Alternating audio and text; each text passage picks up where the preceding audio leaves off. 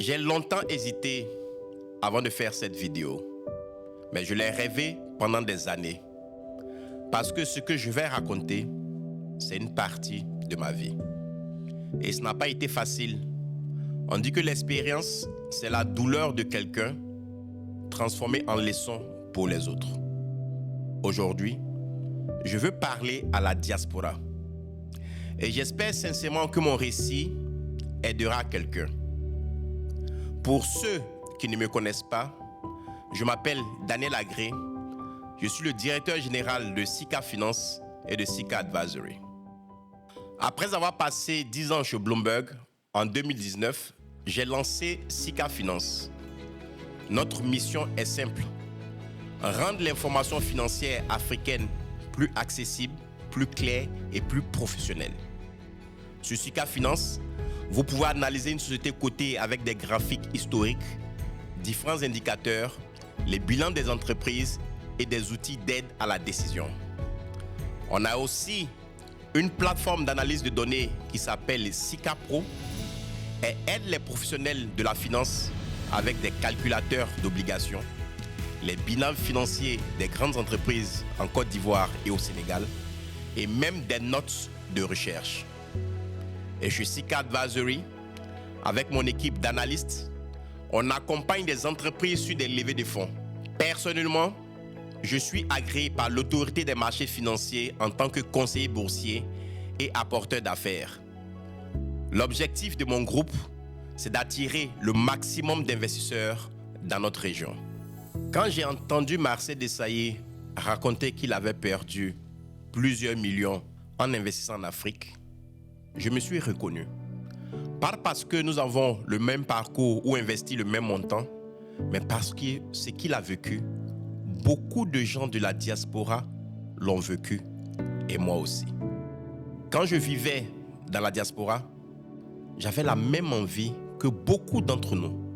Investir au pays, créer quelque chose, avoir un impact, aider sa famille.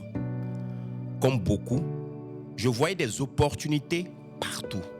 Et comme beaucoup, j'ai aussi sous-estimé les risques, la distance, la gouvernance, le suivi et parfois même la pression familiale ou sociale. Je me rappelle très bien quand j'étais à Londres. Les week-ends, je me promenais dans plusieurs villages et villes d'Angleterre à la recherche de véhicules Toyota, ce qu'on appelait communément les E100. Mon idée était de les ramener en Afrique, de changer le volant sur place et d'en faire des taxis. À cette période, je travaillais à Bloomberg, mais je me battais surtout pour donner du travail à mes frères et rester au pays. Le gérant de l'entreprise de VTC de l'époque avait vendu des véhicules à des proches et leur avait demandé de lui laisser la gestion puisqu'il gérait déjà des flottes. À chaque fois que je revenais, je voyais toujours les mêmes chauffeurs alors que ce n'était plus censé être les miens. Jusqu'au jour où l'un d'eux m'a dévoilé le poteau rose. Je venais de perdre 10 véhicules d'une valeur d'au moins 30 millions de francs CFA. Vous avez bien entendu. Plus tard, quand je suis arrivé à Dubaï avec ma famille, un jour, ma femme et moi sommes allés dans un centre commercial. Nous sommes tombés amoureux de ventilateurs qui projetaient de l'eau. En 2014, nous faisions partie des premières personnes à envoyer ce type de ventilateur à Abidjan. Nous les avions surnommés à l'époque les Venticlim. Vous pouvez encore voir nos publicités sur YouTube. Après avoir vendu 40 pièces comme des petits pains, j'ai décidé d'aller plus loin.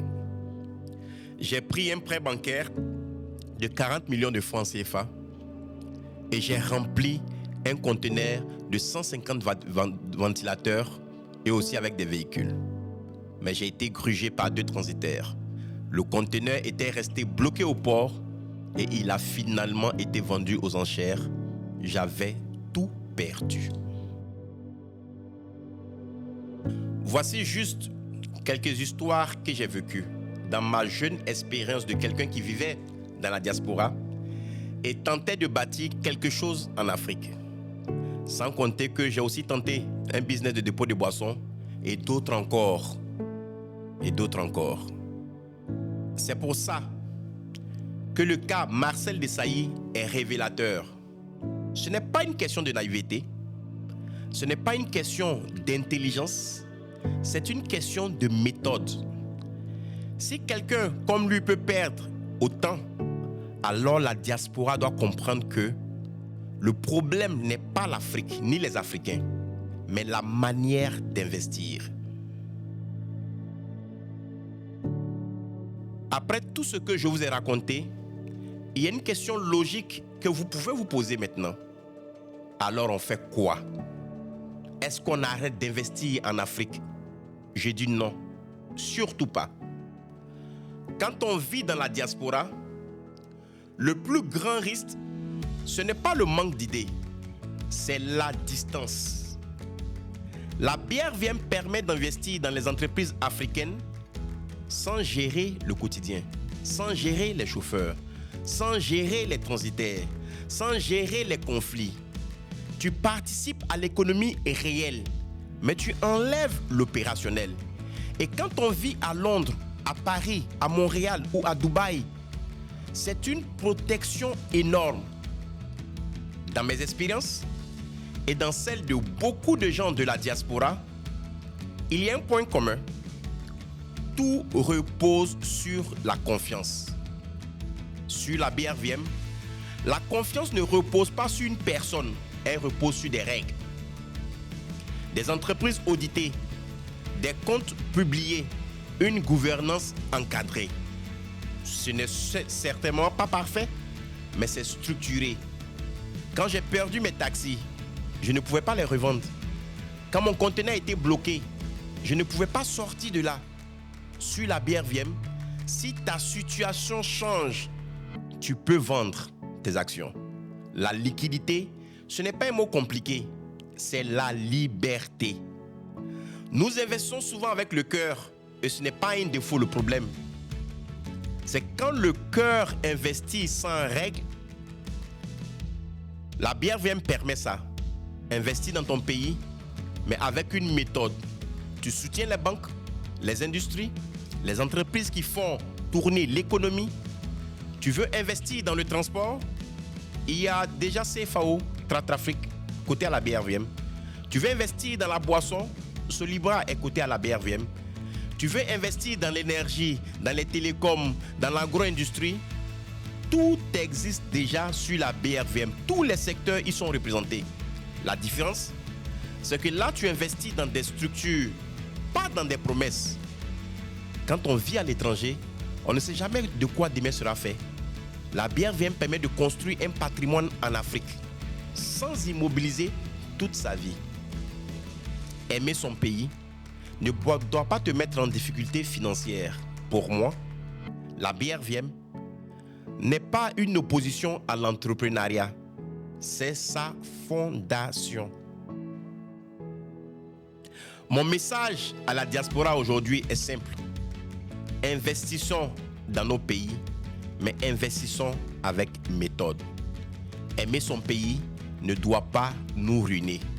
Et pourquoi pas ne pas investir, avoir des plus-values, des dividendes et utiliser le surplus, peut-être si vous voulez aider votre famille à créer de nouveaux business. Voici une opportunité. Vous gardez votre capital et vous investissez avec le surplus dans quelque chose qui va profiter directement surtout à votre famille. À ceux qui sont découragés, je veux dire ceci. L'échec n'est pas la fin. L'échec, c'est une étape, c'est une école. C'est cher, oui, mais c'est une leçon. Le plus important, ce n'est pas ce que tu as perdu, c'est ce que tu as compris. Parce qu'à partir d'aujourd'hui, tu vas investir différemment, avec des règles, avec une stratégie, avec une protection. Courage à toi, tu peux encore réussir.